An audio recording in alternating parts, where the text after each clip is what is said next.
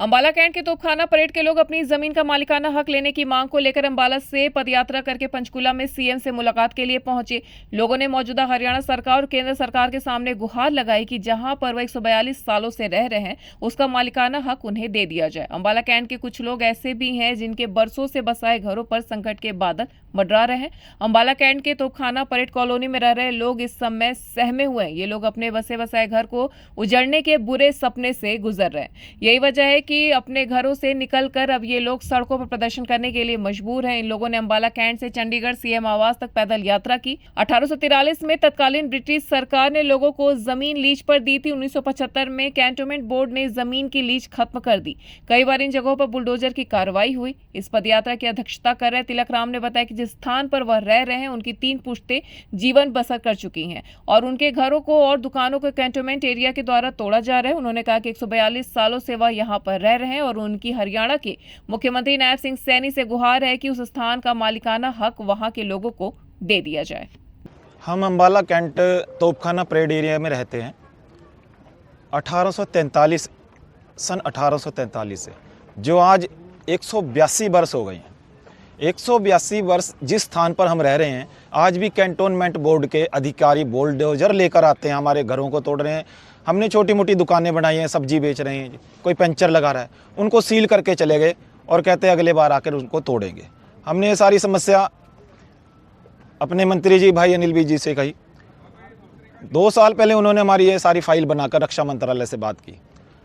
उन्होंने सारा मुआवजा तय किया कि 86 करोड़ रुपए में हमारी यह वाली ज़मीन सेंट्रल गवर्नमेंट से, सेना से हरियाणा नगर निगम में आ जाएगी। लेकिन हम 3-4 वर्षों से आस लगाए बैठे हैं। सेना के बुलडोजर फिर आए, सीलें लगाई और कह के गए भी हम आते हैं थोड़े दिनों में, और भी सीलें लगी और हम तोड़ेंगे इसको। हम अपनी समस्या को लेकर भाई अनिल जी के पास गए। उन्होंने कहा इस बार मैं आपकी कोई मदद नहीं कर सकता। उनकी इस बात को सुनकर हमारे पाँव से तले से ज़मीन खिसक गई। हमें एकमात्र सहारा हमारे सीएम साहब वही लगे।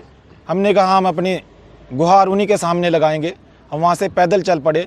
जिस जगह पर हम 182 वर्षों से रह रहे हैं वो हमारी ना हुई और 20-20 वर्षों के किराएदारों को आप रजिस्ट्रियाँ कर रहे हैं।